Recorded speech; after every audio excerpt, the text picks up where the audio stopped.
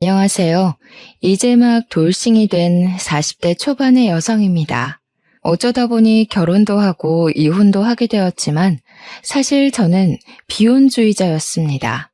제가 어릴 때 엄마는 시할머니와 고모들한테 시집살이를 호되게 당하셨어요.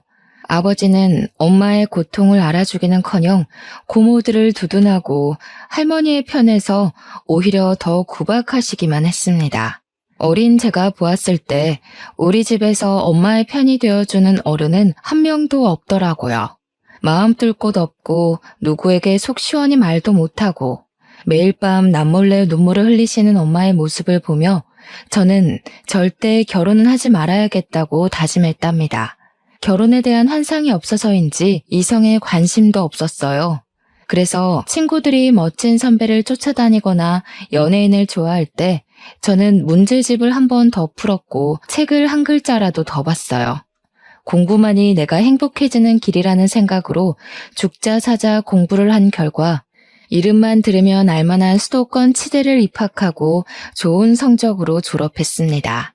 그 후 선배가 운영하는 치과에서 페이 닥터로 몇 년을 근무하다가 부모님께 도움을 받아 30살에 제 이름을 걸고 저의 치과를 개업하게 되었어요. 처음에는 사람들이 많이 찾아오지 않았지만 양심적으로 운영하고 겁 많은 아이들도 편하게 진료를 받을 수 있도록 환경을 마련해 주니 점점 입소문이 나기 시작하여 개원한 지 1년 만에 부모님께 빌린 돈을 갚고 서울의 투룸 아파트를 얻을 정도의 순이익이 나왔답니다. 고등학교 동창들은 회사도 구하지 못해 힘들어하는데 저는 치과가 잘 되어 돈도 벌고 서울에 저의 집도 생기니 일하는 것이 너무 재미있더라고요.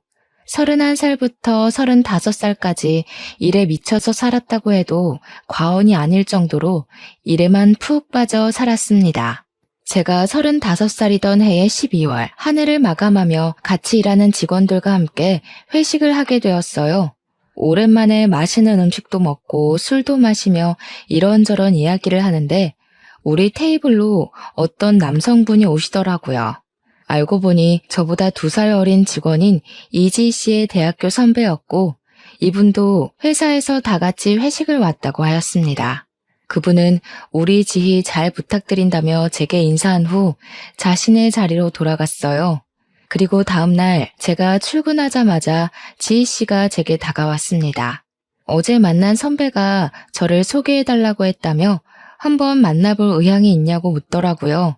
저는 원래 결혼할 생각이 하나도 없었기에 싫다고 거절했지만 지희 씨는 선배가 성격도 좋고 나이도 좋고 둘이 잘 어울릴 것 같다며 자꾸 만나보라고 했습니다. 직원의 성화에 못 이겨 저는 딱 밥만 먹고 오자는 생각으로 지희 씨의 선배와 주말에 만나기로 약속을 잡았어요. 그리고 주말 약속한 장소에 시간 맞춰 나가니 지희 씨의 선배가 저를 알아보고 먼저 아는 척을 했습니다. 회식 날에는 식당이 어둡기도 했고 술에 취해서 제대로 얼굴도 보지 못했는데 밝은 곳에서 맨정신에 보니 사람이 서글서글하게 생겼더라고요. 자리를 잡고 이야기를 나누는데 말도 꽤 재미있게 잘하고 무엇보다 대화가 잘 통했어요. 이분의 이름은 김진우였고 꽤 잘 나가는 기업에서 근무하고 있었고 일하다가 지금까지 결혼을 못했다고 했습니다. 그러면서 자신과 나이가 같은데 개인 병원을 차리고 있다는 게 너무 대단하고 배울 점이 많은 사람일 것 같아 꼭 만나보고 싶었다고 하더군요. 저 역시 진우 씨가 싫지는 않아 시간 가는 줄 모르고 대화를 나눴습니다. 그 후 우리는 서로의 연락처도 주고받고 다음에 만날 약속까지 정하게 되었어요. 다음 만날 날도 진우 씨는 여전히 유쾌했고 세심하게 저를 배려해주기도 하고 저의 이야기 하나하나를 놓치지 않고 경청해 주었습니다. 그런 진우 씨의 모습이 참 좋았고 진우 씨도 제가 싫지는 않았는지 거의 매일 퇴근하면 저의 치과 앞에 왔어요. 우리는 급속도로 친해졌고 만난 지 한 달 만에 스스럼 없이 반말을 주고받는 친구 사이가 되었답니다. 하루는 퇴근하고 만나서 저녁을 먹고 집에 가려는데 제게 진지하게 할 말이 있다고 하며 공원으로 데리고 가더라고요. 공원 벤치에 앉아 한참을 뜸을 들이더니 아주 조심스럽게 저와 제대로 연애해보고 싶다고 했습니다. 저는 어렵게 자신의 마음을 전하는 진우 씨에게 어린 시절 제가 본 엄마의 모습을 이야기하며 저는 결혼 생각이 없다고 했어요. 그러면서 지금 우리 나이가 적지 않으니 가벼운 연애를 할 시기는 아닌 것 같은데 결혼하기 싫은 나라도 만날 수 있겠냐고 물었습니다. 진우 씨는 자신이 싫은 것이 아니라면 평생 연애만 해도 좋다고 하며 일단 만나보자고 하더라고요. 저도 진우 씨에 대한 마음이 점점 더 커지고 있었고 당장 결혼을 하자는 것도 아니고 결혼하기 싫은 저의 마음도 충분히 이해할 수 있다길래 진우 씨의 고백을 받아들이기로 했습니다. 그 뒤로 저와 진우 씨는 1년 동안 거의 매일 만나 데이트를 즐겼답니다. 1년 동안 한 번도 우리는 다툰 적이 없었고 누구에게나 상냥하고 착한 진우 씨의 모습이 너무 좋아 보였어요. 게다가 저에게 무슨 일이라도 생기면 그게 새벽이건 언제건 항상 달려와 주었습니다. 한 번은 밤에 혼자 있는데 집에 꽤 큰 벌레가 나왔어요. 사실 제가 강아지도 무서워하고 벌레는 정말 극도로 싫어하거든요. 그래서 벌레를 잡지도 못하고 정말 무서워서 벌벌 떠는데 진우 씨한테 전화가 왔습니다. 제 목소리가 좋지 않으니 무슨 일 있냐고 묻더라고요. 그래서 집에 벌레가 나왔는데 너무 무섭다고 했더니 지금 바로 가겠다며 잠시만 기다리라고 하지 뭐예요? 그러더니 그 밤에 우리 집에 달려와서 벌레를 잡아주었습니다. 남들은 별일 아니라고 느껴질지는 모르겠으나 저는 그런 모습이 너무 듬직했고 그때 처음으로 이 사람과 결혼을 한다면 정말 행복하게 살 수 있겠다는 생각이 들었어요. 그 뒤로도 저를 먼저 위해주는 진우 씨의 소소한 행동들에 감동하여 결혼을 절대 하지 않을 것이라는 제 마음이 조금씩 변하기 시작하였고 결국 진우 씨의 집에 정식으로 인사를 드리러 가게 되었습니다. 진우 씨 집에 첫 인사를 드리러 가는 날이었어요. 저는 떨리는 마음을 붙잡고 진우 씨를 따라 집으로 들어갔습니다. 그곳에는 시부모님과 6살 어린 여동생, 그리고 2살 된 남자아이가 하나 있었어요. 진우 씨의 부모님은 늦은 나이에 짝을 만난 것이 다행이라며 저를 반겨주셨어요. 시어머니 옆에 서 있던 6살 어린 여동생은 이름이 김고은이었는데 이름처럼 참 곱게 생기고 키도 크고 연예인처럼 예뻤어요. 여동생은 자기 아들인 호진이를 소개하며 저를 위아래로 훑으며 그다지 반갑지 않다는 표정을 짓고 있었습니다. 알고 보니 여동생은 한 번 결혼을 하고 아이까지 낳았는데 피치 못할 사정으로 돌 전에 이혼했다고 하더라고요. 요새는 이혼한 것이 흠이 아니기에 정말 맞지 않는다면 이혼도 할 수 있다고 생각하면서도 한편으로는 얼마나 도대체 무슨 사정이 있길래 돌도 지나지 않은 아이를 두고 이혼을 할 수 있을까 하는 생각이 들었습니다.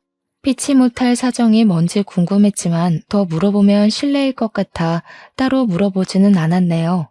진우 씨의 부모님은 긴장하고 있는 제게 편하게 앉으라고 하시며 우리는 혼수 예물 예단 다 필요 없고 며느리 돌이고 뭐고 아무것도 바라지 않으니 그저 아이 낳고 잘 살라고만 하셨어요. 여동생은 계속 표정이 좋지 않았지만 딱히 저에 대해 싫은 소리를 하지는 않아서 그냥 혼자 아이 키우느라 힘들어서 그러나 보다고 생각했습니다. 첫 인사를 마치고 집에 가는 길에 진우 씨에게 여동생에 관해서 물어보니 여동생은 낯가림이 심해서 그런 거지 속은 여리고 착한 아이라며 시간을 두고 겪어보면 금방 친해질 것이라고 하더라고요. 솔직히 우리가 결혼해도 여동생을 뭐 본다면 얼마나 보겠냐는 생각도 들고 우리보다 시부모님이 너무 편하게 잘해주셔서 여동생에 대한 걱정은 접어두고 바로 결혼을 진행하게 되었습니다. 처음에는 새로운 신혼집을 알아보려다가 제가 혼자 살고 있던 집이 저와 남편의 직장까지 출퇴근하기 편해서 따로 집을 구하지 않고 제가 살던 집에서 같이 시작하기로 했어요. 어지간한 가전제품은 다 있기에 따로 가전제품을 구매할 필요도 없었고 집 상태도 깨끗해서 침대와 장롱만 새로 들였답니다. 그렇게 제 인생에 결혼은 절대 없다고 장담했던 제가 37살의 나이에 결혼이라는 것을 하게 되었습니다. 결혼 후 제가 시댁에 갈 때마다 시부모님은 일하는 며느님이라며 엄청나게 잘해주셨어요. 매번 시댁에 가면 다양한 반찬은 기본이고 제게 설거지조차 한 번도 시키지 않았습니다. 반면 아가씨는 여전히 제게 뚱한 표정을 지었어요. 친해지고 싶어서 말을 걸어도 항상 단답형으로 말하는 통에 대화가 길게 이어지지는 않았습니다. 그런데 우연히 아가씨의 방을 보았는데 딱 봐도 값비싼 명품 가방에 좋아 보이는 옷이 정말 많더라고요. 제가 알기로는 아가씨가 분명히 회사에 다니지 않고 아이만 보고 있다고 했는데 어떻게 이 많은 명품이 있을까 궁금했어요. 그래서 시댁에 갔다가 집에 오는 길에 남편에게 아가씨는 일하지도 않는데 명품 가방이 어떻게 그리 많냐고 물었습니다. 남편은 그게 다 명품이었냐고 자신은 몰랐다고 하며 사실 아가씨가 일하는 것은 아니고 시부모님과 남편이 매달 용돈을 준다고 했습니다. 그래서 그 용돈으로 생활을 하고 자신의 물건도 산다고 하더군요. 사실 저희는 둘 다 돈을 벌고 있으므로 집에서 생활하며 나가는 공동 생활비만 빼고 나머지는 따로 관리하고 있었거든요. 그래서 남편이 아가씨한테 용돈을 준다는 것도 그제야 알게 되었습니다. 솔직히 기분이 썩 좋지는 않았지만 그래도 남편이 자기가 번 돈으로 자기 여동생에게 준다는데 제가 뭐라고 할 부분은 아닌 것 같아 그냥 알겠다고 하고 말았네요. 그렇게 결혼한 지 6개월 정도가 지났어요. 우리는 둘 다 나이가 있으니 아기를 빨리 갖고 싶었습니다. 그런데 아기가 생기지 않았고 병원에서 시험관까지 했지만 그래도 아기는 우리에게 오지 않더라고요. 검사를 해도 이상이 없었는데 아기는 생기지 않으니 답답했습니다. 남편은 그런 제가 스트레스를 받지 않게 최선을 다했고 저 역시 그런 남편의 노력이 너무 고마웠어요. 남편과 아기를 기다리며 깨를 볶던 어느 날 남편이 저에게 할 말이 있다고 했습니다. 무슨 말이냐고 했더니 호진이를 혼자 키우는 아가씨한테 자동차가 필요할 것 같다고 하더라고요. 그래서 제가 아가씨가 자동차가 필요하면 아가씨 돈으로 사면 되지 그거를 왜 나한테 말하냐고 했어요. 남편은 결혼 전에 아가씨의 생활비나 호진이의 양육비를 다 남편이 지원해줬다고 하며 이번에 아가씨의 자동차도 남편이 사줘야 할 것 같다고 하는 게 아니겠어요? 그러면서 아가씨한테 나가는 소소한 돈은 자신의 월급으로 해결할 수 있지만 자동차는 워낙 고가이니 같이 사주자고 하는 거예요. 저는 아가씨의 호진이 어린이집에 가는 시간 동안 아르바이트라도 해서 본인이 돈 벌어서 본인이 샀으면 좋겠다고 이야기했습니다. 그랬더니 남편은 자동차가 한두 푼도 아니고 그렇게 돈 벌어서 언제 돈 모으냐고 하며 일단 우리가 먼저 사주자고 하더라고요. 제가 왜 그렇게까지 아가씨를 도와야 하는지 모르겠다고 했더니 아가씨 어릴 때 잔병치레가 심해서 병원에 입원했던 시간이 너무 많았고 그래서 공부는커녕 제대로 된 스펙도 쌓지 못했다며 여동생만 보면 안쓰럽다고 도와주자고 했습니다. 하지만 저는 남편과 생각이 달랐어요. 남편이 평생 아가씨를 먹여 살릴 수 있는 것도 아닌데 한 달 용돈은 그렇다 치고 자동차까지는 너무 과하다고 말했습니다. 그리고 말 나온 김에 한 달에 용돈은 얼마나 주길래 돈도 안 버는 사람이 그렇게 명품이 많은지 물었어요. 남편은 얼마 안 준다고 하는데 뭔가 내 눈도 피하고 말끝도 흐리는 게 이상하더라고요. 그래서 제가 자꾸 남편을 추궁하며 말하지 않으면 아가씨한테 전화해서 직접 물어본다고 했습니다. 남편은 안 된다고 펄쩍 뛰며 자신이 한 달에 주는 돈의 액수를 이야기하는데 한 달에 무려 200만 원씩이나 여동생에게 주고 있었더라고요. 알고 보니 아가씨는 과소비의 낭비가 정말 심했고 이런 부분 때문에 호진이의 아빠인 전 남편과 이혼까지 했다고 했습니다. 그런데 이혼하고 나서도 여전히 명품을 사는 버릇을 버리지 못해 많은 돈을 제 남편과 부모님께 받으며 여전히 과소비에 사치하며 살고 있었어요. 그리고 남편은 그런 동생이 그저 안쓰러워서 한 달에 200만 원을 주고 우리 부부 공동 생활비 100만 원을 내고 얼마 되지 않은 남은 돈을 자신의 몫으로 사용하고 있었답니다. 아무리 그래도 한 달에 200씩이나 주는 것은 너무 심한 거 아니야? 200만 원이면 누군가에게는 한 달 월급이야. 내가 동생이 많은 것도 아니고 딱 하나 있는데 오빠가 돼서 이 정도도 못 해주면 그게 무슨 가족이야. 게다가 지금 내 동생이 노는 것도 아니고 호진이 보고 있잖아. 내 생각엔 호진이가 갓난아기라서 아가씨가 일 못하는 상황도 아니고 호진이도 어린이집 가는데 그 시간 동안 아가씨가 나가서 아르바이트라도 하라고 하고 당신은 아가씨에게 주는 용돈을 줄이는 것이 나을 것 같아. 안 그래도 호진이 키우느라 힘든데 굳이 그러고 싶지는 않아. 그리고 일도 한 번도 제대로 해본 적이 없어서 그렇게 하면 여동생 병원비가 더 많이 나올 거야. 그래도 아무 일도 하지 않고 200만 원이나 받는 건 좀 아니지.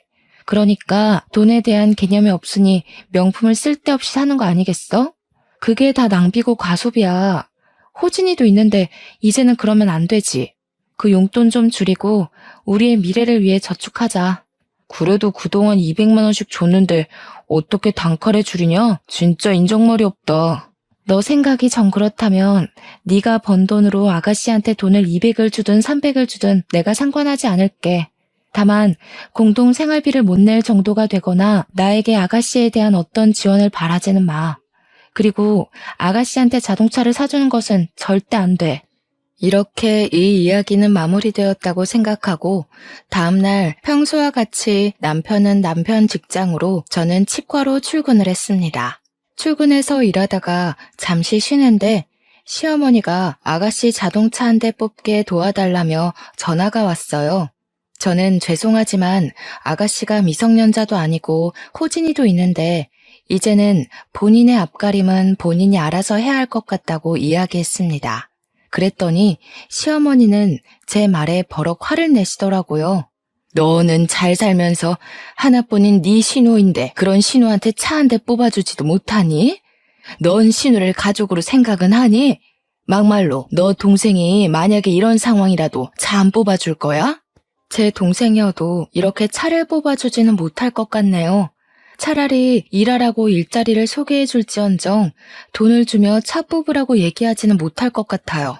이런 말씀드리기 주제넘지만 아가씨한테 시부모님께서 돈을 주신다고 들었는데 그렇게 돈을 주시지 마시고 차라리 일할 기회를 마련해 주세요. 시부모님 남편이 언제까지 아가씨 먹여 살릴 수도 없지 않나요? 물고기를 직접 주는 것이 아니라 물고기 잡는 방법을 알려주어야죠. 그럼 잘난 네가 고은이 일자리 좀 소개해 주렴? 아니지. 차라리 네가 일하는 그 치과에서 고은이 일할 수 있게 자리 좀 마련해줘. 그럼 그런 줄로 알고 끊는다. 시어머니는 본인이 하실 말씀만 하시고 전화를 뚝 끊어버렸습니다. 사실 이때 오래 근무했던 데스크 직원이 관둔다고 하는 바람에 직원 한 분을 급히 구해야 하는 상황이기는 했지만 그렇다고 사회생활 경험이 전혀 없는 아가씨를 데스크 직원으로 채용할 수는 없잖아요. 그래서 어머니의 말씀은 깊이 생각하지 않고 그냥 경력직 직원을 새로 구하기로 했습니다. 그런데 다음날 출근했는데 아가씨가 치과에 있는 거 아니겠어요? 엄마한테 들었다며 여기서 오늘부터 일하라고 했다는 거예요. 관둔다는 직원도 드디어 인수인계하고 나갈 수 있냐며 좋아하고 다른 직원들도 다들 반기는 분위기길래 어쩔 수 없이 아가씨를 채용했습니다. 아가씨가 출근한 지 2주일 정도가 지났어요. 제 걱정과는 달리 생각보다 일을 잘하고 직원들과도 잘 지내 보였습니다. 하루는 치과 모든 업무를 마치고 정리하는데 아가씨가 출퇴근하기 너무 힘들다며 우리 집에서 살겠다고 하더라고요. 작은 방 하나가 빈 방이기는 했지만 그래도 아가씨와 같이 살고 싶지는 않았습니다. 그래서 고민 좀 해봐야겠다고 했는데 아가씨가 그 자리에서 남편에게 바로 전화하더라고요. 남편과 아가씨가 통화하더니 저의 생각은 묻지도 않고 우리 집에서 살기로 했다며 바로 짐을 챙겨서 오겠다고 했습니다. 그럼 호진이는 어떻게 할 것이냐고 하니 어차피 호진이가 어린이집에 다니고 지금도 시어머니가 혼자 다 보셔서 자신이 우리 집에서 살아도 별 문제 없을 것이라고 하더라고요. 그래도 아이는 엄마와 함께 있는 것이 더 좋지 않겠느냐고 하니 뭘 자꾸 그리 남의 자식 걱정하냐며 도리어 화를 내는 게 아니겠어요? 그러면서 얼른 집에 가서 짐을 가지고 와서 우리 집으로 가겠다고 했습니다. 저는 퇴근을 하며 남편에게 전화해서 왜 아가씨를 우리 집에서 살자고 했냐고 뭐라고 했어요. 남편은 제 속도 모르고 고은이가 집이 구해질 때까지만 같이 살자는 것이 그렇게 어려운 일이냐며 저를 냉정한 사람 취급을 했습니다. 우리는 퇴근하고 집에 와서도 아가씨 때문에 계속 싸우고 있었어요. 그렇게 싸우는데 아가씨가 자신의 일주일 짐을 챙겨서 우리 집 문을 두드리더라고요.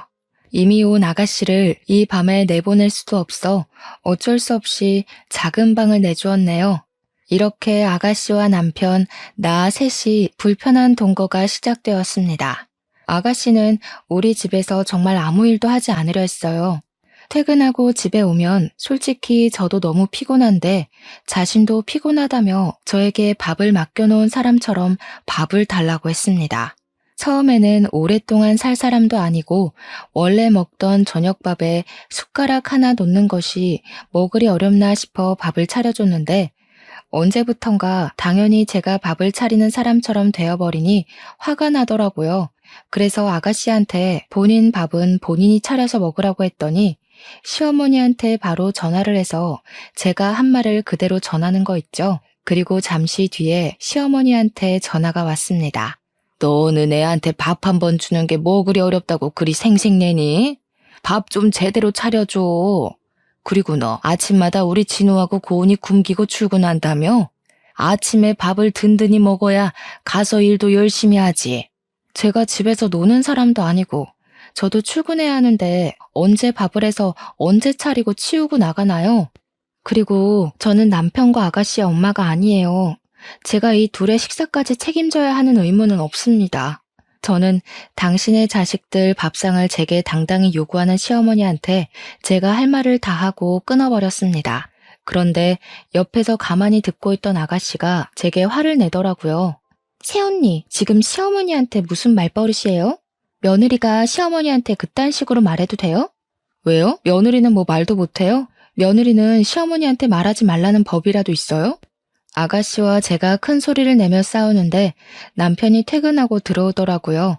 저는 이런 상황에서 솔직히 남편이 저의 편이 될 줄 알았습니다. 그런데 아가씨의 편을 들며 무조건 내가 잘못했다고 하더라고요. 정말 속상해서 미칠 노릇이었죠. 그 뒤로 아가씨는 제가 남편에게 퇴근 후 청소를 시키거나 설거지를 시키면 항상 오빠 시킨다고 뭐라고 했습니다. 그런 뒤 시어머니한테 전화했고 시어머니는 바로 저한테 전화해서 우리 아들에게 집안일 시키지 말라고 엄포를 놓으셨습니다. 제가 너무 화가 나서 전화를 받지 않으면 아가씨한테 전화해서 저한테 바꿔주라고까지 하며 저를 구박했답니다. 정말 시어머니와 아가씨는 저를 못 잡아먹어서 안달이었고 저는 제 집에 있지만 하루도 마음 편히 쉴 수가 없었습니다. 이렇게 스트레스를 받아서인지 아기도 생기지 않더라고요. 아가씨는 집에서뿐만 아니라 치과에서도 밉상이었습니다. 처음 한 달간은 잘 지내는 듯 했는데 그 뒤로는 직원들 사이에서 이간질하고 일하기 싫어서 뺀질거렸어요. 아가씨가 하지 못한 일들은 다 다른 직원들의 몫이었고 다른 직원들도 아가씨에 대한 불만이 매우 컸답니다. 심지어 개원할 때부터 있던 직원들이 아가씨가 나가지 않으면 자신들이 나가겠다고까지 했어요. 저는 이런 상황을 보고만 있을 수 없었습니다. 아가씨한테 다들 불만이니 여기서 나가라고 했어요. 그랬더니 아가씨는 못 나가겠다고 하며 또 시어머니한테 전화하더라고요. 저는 아가씨가 시어머니와 통화하는 동안 지금까지 일한 급여를 계산했습니다. 그리고 아가씨의 통화가 끝나자마자 계산된 급여를 주고 지금부터는 여기서 일해도 돈을 한 푼도 주지 않을 것이라고 했어요. 아가씨는 저한테 진짜 더럽고 치사해서 나간다고 하고 나갔습니다. 그리고 그날 밤 저는 집에 아가씨가 없을 줄 알았는데 아가씨가 시모와 함께 있었어요. 시모는 회사에서 제가 쫓아냈으니 제가 아가씨에게 생활비를 줘야 한다는 헛소리를 하시더라고요. 아가씨가 일 잘하고 했으면 제가 쫓아냈겠어요? 다른 직원들에게 피해주고 심지어 개원할 때부터 있던 오래된 직원들이 아가씨 때문에 일을 못하겠다고 하더라고요. 그리고 아가씨의 생활비를 제게 맡겨둔 것도 아니고 저와 남편이 아가씨를 낳은 것도 아닌데 왜 자꾸 저희한테 아가씨의 생활비를 저한테 찾는지 모르겠어요. 그래도 남편의 동생이고 가족인데 당연히 서로 돕고 해야지. 하나뿐인 신우가 남편도 없이 자기 혼자 아이 키우며 돈 벌겠다고 하는데 안쓰럽지도 않냐? 독한 년. 네, 저 원래 독종이에요. 그리고 이제 치과에서 일도 안 하니 집에서 나가세요. 저는 우리 집에서 이렇게 살 이유 없고 호진이도 봐야 하지 않겠어요? 호진이는 나 혼자 충분히 잘 보살피고 있으니 걱정하지 말고 고은이가 일을 구해 자리 잡을 때까지 네가 도와. 알겠니? 저는 어머니의 뻔뻔한 요구에 정말 황당해서 말이 다 나오지 않았습니다. 시어머니는 그러고 나가버리시고 저는 아가씨와 더 말할 기운이 없어서 그냥 방에 들어가 버렸네요. 다음 날 아가씨는 여전히 집에 있고 저 혼자 치과로 출근했습니다. 그런데 치과에 웬 남성분이 아가씨를 찾더라고요. 무슨 일이냐고 묻고 사연을 들어보니 정말 가관이었습니다. 아가씨는 치과에서 일하면서 이분을 몰래 만났던 거예요. 어차피 아가씨도 지금은 혼자이니 남자를 만나는 것 자체는 괜찮은데 문제는 이분한테 결혼할 것처럼 만나면서 1,000만 원을 빌렸대요. 그런데 어제부터 연락이 되지 않아 불안한 마음에 무턱대고 찾아왔다고 해요. 저는 이분께 혹시 아가씨가 결혼도 했었고 아이가 있는 건 아시냐고 물었습니다. 당연히 이분은 모르셨고 정말 아가씨와 결혼을 할 것으로 생각해서 1,000만 원이라는 거금을 빌려줬다고 하시더라고요. 저는 일단 우리 집 주소를 알려주고 집에 아가씨가 있으니 찾아가 보라고 했습니다. 그분은 제게 고맙다고 인사하며 바로 우리 집으로 가셨어요. 1시간 정도 후 아가씨한테 전화가 왔습니다. 자신이 돈을 갚으려고 했는데 왜 집을 알려줬냐고 하며 자신이 이 남자에게 무슨 일이라도 당했으면 어쩌려고 했냐며 뭐라고 하더라고요. 그러면서 이제 우리 집에서 나와 시댁으로 가겠다는 거예요. 저는 골칫덩어리였던 아가씨가 집에서 나간다고 하니 너무 좋았습니다. 오늘은 오랜만에 편하게 쉴 수 있겠다는 행복한 마음으로 열심히 일하고 퇴근했답니다. 퇴근하고 잠시 쉬고 있으니 남편이 집에 들어왔는데 저를 보자마자 화를 내더라고요. 고은이한테 다 들었어. 혹시라도 그 사람이 나쁜 마음 먹고 고은이를 협박이라도 했으면 어쩔 뻔했어? 진짜 대단한 남매다. 어떻게 아가씨가 결혼할 것처럼 사기를 치고 돈까지 빌리는 잘못을 저질렀는데 아가씨를 두두네? 아가씨의 죄를 덮어주는 건 아가씨를 위한 길이 아니라 망치는 길이야. 그리고 이제 아가씨가 미성년자도 아닌 성인인데 본인이 알아서 살 수 있게 좀 둬. 그날 남편과 저는 대판 싸웠고 그 뒤로 일주일간 말도 하지 않았습니다. 그렇게 일주일이 흘렀어요. 저번에 왔던 남성분이 또 와서는 돈을 분명히 일주일 내로 갚겠다고 했는데 갚지 않고 연락이 되지 않는다고 했습니다. 저는 이번엔 시댁 주소를 알려줬어요. 그분은 바로 시댁을 향했고 2시간 정도 후에 시어머니한테 전화가 왔습니다. 제가 전화를 받자마자 어떻게 우리 집을 알려줄 생각을 하냐며 소리를 고래고래 지르시더라고요. 남의 돈을 빌렸으면 갚는 것이 당연한 거예요. 오죽 답답하면 그분이 저한테 2번이나 찾아와서 연락할 방법을 알려달라고 했겠어요. 어머니, 그리고 이거는 엄연히 아가씨의 잘못이에요. 덮어준다고 다 해결될 일이 아니라고요. 어디서 며느리 따위가 시모한테 이래라 저래라야? 지금 그래서 네가 잘했다는 거야? 반성의 기미는 하나도 없고 그깟 1,000만 원 해봤자 얼마나 한다고. 너는 그리고 새언니가 돼서 그 1,000만 원 갚아주지도 못하니? 그깟 1,000만 원이요? 제가 1,000만 원을 갚을 수 있는 능력이 된다 해도 그 돈을 제가 왜 대신 갚아야 하나요? 아가씨는 어머니의 딸이지 제 딸이 아닙니다. 자꾸 착각하시는 것 같아요. 저 이제 환자분 오셔서 끊습니다. 시어머니는 이날 이후로 제게 연락을 하시지 않았고 저는 아주 편했습니다. 하지만 남편은 꾸준히 연락도 하고 여전히 아가씨한테 돈도 보내주는 것 같았어요. 그래도 부부 공동 생활비는 꾸준히 냈기에 그냥 그러려니 했습니다. 그렇게 몇 개월이 지났어요. 남편이 아가씨에게 결혼할 남자가 생겼는데 직업이 변호사래요. 그런데 남편이 호진이를 우리의 아이로 하자고 하는 거예요. 저는 그게 무슨 소리냐고 했더니 사실 결혼할 사람한테 아가씨가 이미 한 번 결혼도 했고 호진이의 존재를 처음에 이야기하지 않았대요. 지금 잘 되는 마당에 아이가 있다고 하면 결혼을 취소할 것 같다면서 마침 우리는 아이도 없고 능력도 되니 호진이를 우리 아이처럼 키우자는 게 아니겠어요? 나는 내 아이를 바란 거지 아무 아이나 바라는 게 아니야. 그리고 이건 사기 결혼이야. 절대 못해. 아무 아이라니? 내 동생 아이가 아무 아이야? 어차피 핏줄도 섞여 있는데 그게 왜 안 될 일이야? 그냥 좀 따지지 말고 그냥 하라는 대로 하면 안 돼? 그럼 아가씨가 사기 결혼을 한다는데 오빠라는 사람이 그냥 가만히 보고 있겠다는 거야? 이거 지금 나만 이해 안 되는 거니? 옛날엔 다들 이러고도 잘만 살았어. 그냥 하자는 대로 해. 이번 주 상견례 때 호진이를 우리 아들로 이야기할 거니까 그렇게 알고 있어. 상견례 자리에서 입도 뻥긋거리지 마. 그럼 바로 이혼이야. 그래. 안 그래도 예전부터 아가씨 때문에 정말 힘들었는데 차라리 갈라서자. 아이도 없고 같이 산 날도 얼마 되지 않으니 충분히 가능하겠네. 이혼해. 저와 남편은 이혼까지 언급하며 싸우고 팽팽한 의견 대립을 마무리 짓지 못한 채 싸움이 끝났습니다. 다음 날 퇴근 후 저는 정말 이혼 서류를 작성해서 남편을 기다렸어요. 남편은 이혼 서류를 보며 어제 한번 그렇게 싸운 것 가지고 무슨 이혼 서류까지 내미냐며 이혼을 못하겠다고 하더라고요. 그러면서 그냥 방으로 들어가는데 저는 이미 남편에 대한 신뢰를 잃어서 더는 남편과 함께 살 마음이 없었습니다. 그래서 이혼 전문 변호사를 찾아 알아보고 이혼 상담 예약을 잡았어요.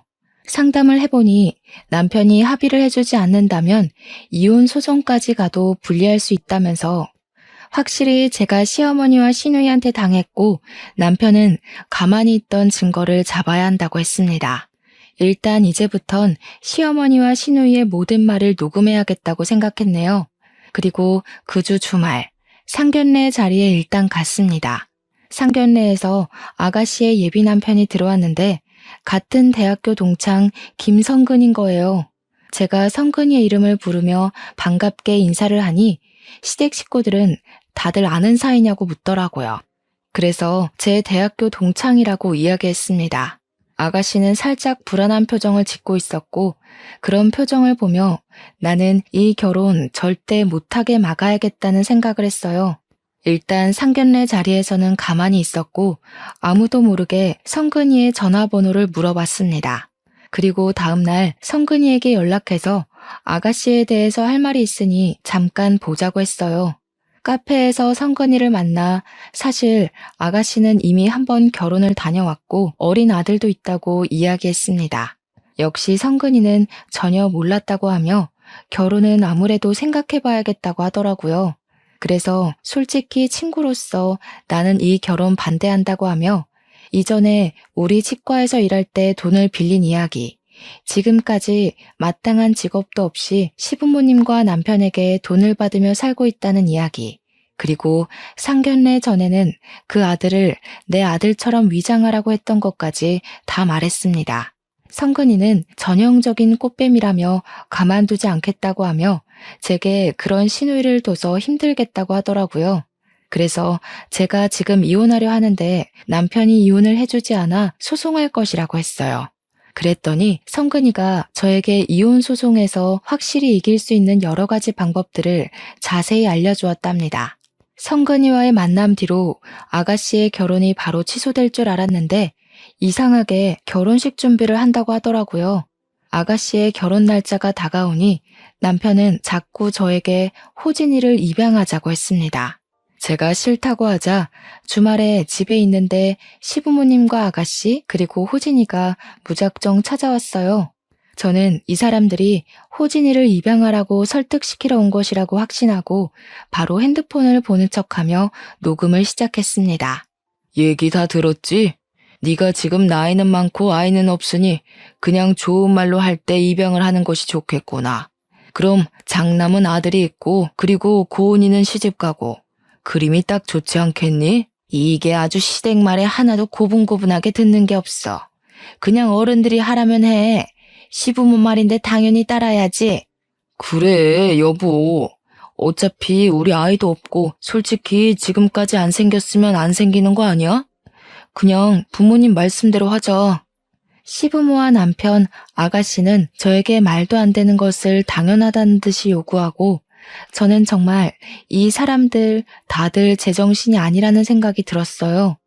다들 나를 어르고 달랬지만 제가 꿈쩍도 없자 시어머니는 저에게 화를 버럭 냈습니다.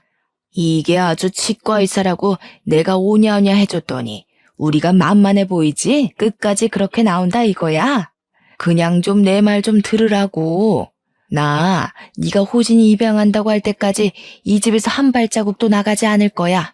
진짜 꼰대도 아니고 그깟게 뭐가 그리 중요하다고. 새언니 진짜 고집이 아주 똥꼬집이다. 시어머니와 아가씨는 집에 가지 않고 저는 그러든 말든 신경 쓰지 않으려 노력하며 그냥 없는 사람 취급했습니다. 다음날 새벽 5시부터 시어머니가 저를 깨우더니 얼른 자기 아들 출근 준비시키고 밥을 차리라고 했어요. 저는 원래 우리는 아침밥 잘 먹지 않는다고 하니 제 등을 때리더라고요. 저는 신경질 나서 그냥 바로 출근 준비해서 나와버렸습니다. 그리고 그날은 시어머니와 아가씨가 집에 있을 것 같아 친정집으로 퇴근을 했어요. 친정 부모님은 갑자기 찾아온 나를 보고 놀라셨어요. 저는 부모님께 그동안 있던 모든 이야기를 다 하고 지금 이혼 준비를 하고 있다고 말씀드렸습니다. 아빠는 화가 잔뜩 나셔서 다들 가만두지 않겠다며 우리 집으로 바로 가셨어요. 집에는 제 예상대로 시어머니, 아가씨, 남편이 다 있었고 저는 바로 핸드폰 녹음기를 켰습니다. 아무리 사람들이 모자라도 유분수지. 어떻게 조카를 아들로 입양시킬 생각을 해? 나는 절대 그 꼴 못 봐. 그러면 둘이 갈라서. 아버님, 어차피 우리 아이도 없고 충분히 못할 이유는 없다고 생각됩니다. 그리고 저는 이런 일로 미진이와 이혼까지 할 생각 없습니다. 그래? 우리는 이혼 소송까지 가서라도 가만두지 않을 거네. 이미 자네 어머니랑 여동생 때문에 우리 미진이가 스트레스 많이 받았고 절대 용서 못해. 그리고 자네는 자네 어머니랑 여동생이 비정상이면 자네라도 정신 똑바로 차려야지. 어디서 사기 결혼을 하려고 난리야? 사돈, 지금 말 다 하셨어요? 사기 결혼이라뇨? 둘이 서로 좋아 죽어서 그냥 과거를 말 안 한 것뿐인데 이게 어떻게 사기 결혼이에요? 그리고 그쪽도 아들 원하시잖아요. 고은이한테는 아들이 필요 없고 그쪽은 아들이 필요하니 고은이의 아들을 당신 딸의 아들로 넘기겠다는데 그게 그렇게 못할 짓이에요? 애가 무슨 물건입니까? 그리고 그쪽에서 생긴 아이는 그쪽에서 키워야지.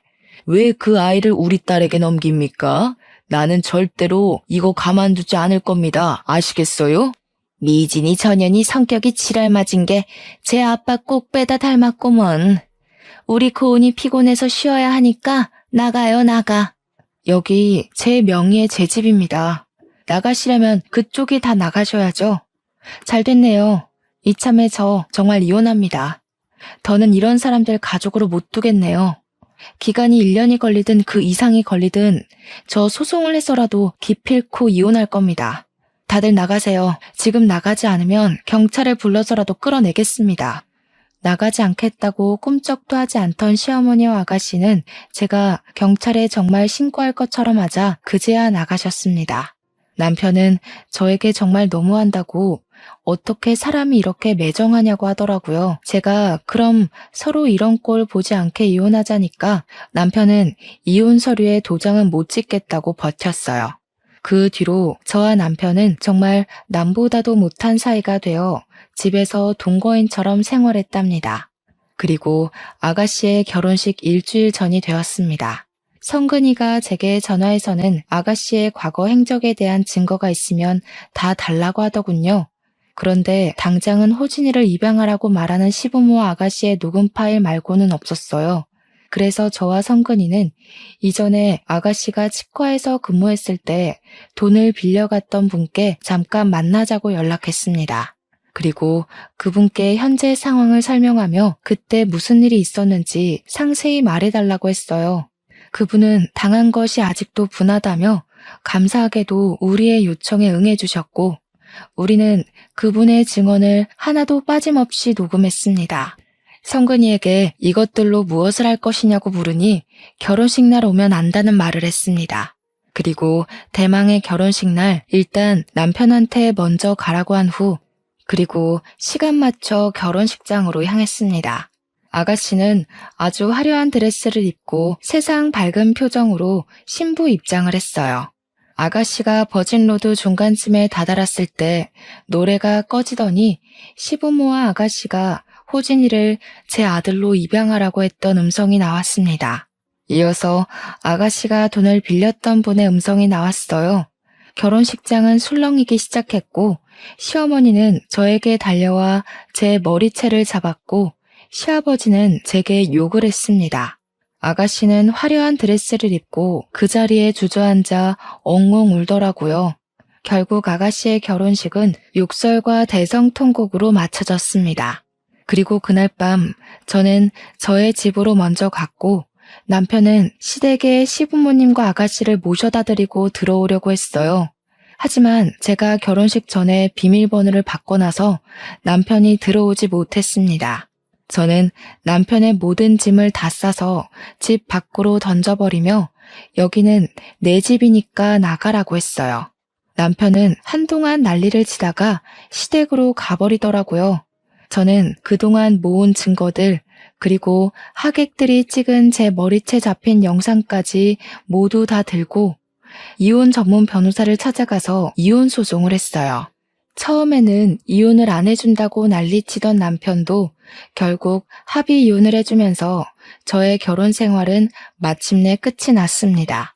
지금은 다시 치과 업무에 충실하며 저의 성공을 위해 열심히 달리고 있답니다. 이혼하고 나니 엄마가 참 외로웠을 것이라는 생각이 듭니다. 사실 저는 아이도 없고 저 혼자 먹고 살 능력이 돼서 남편이 시부모님과 아가씨의 호구짓을 참지 못하고 속 시원하게 이혼했지만 저희 엄마는 어린 제가 있었고 전업주부이시다 보니 혼자 살기엔 경제적으로 힘드셔서 한 맺힌 그 세월을 참고 사셨잖아요. 그동안 얼마나 엄마의 속이 문드러졌을지 생각만 해도 가슴이 아픕니다. 그래도 어머니는 제 앞에서 아버지나 친척들에 대한 나쁜 말 하나 하지 않으시고 저를 항상 사랑으로 대해주셨어요. 그런 엄마가 있었기에 제가 마음 편히 공부할 수 있었고 그래서 이렇게 적어도 제 밥벌이는 할 능력을 갖출 수 있었던 것 같습니다. 비록 결혼해서 행복하게 살며 손주를 안겨드리지 못했지만 앞으로 남은 생에는 우리 엄마가 저로 인해 웃을 수 있도록 평생 효도하며 살려고요. 지금까지 저의 길고 긴 사연 들어주셔서 감사합니다. 그리고 마지막으로 엄마 사랑합니다.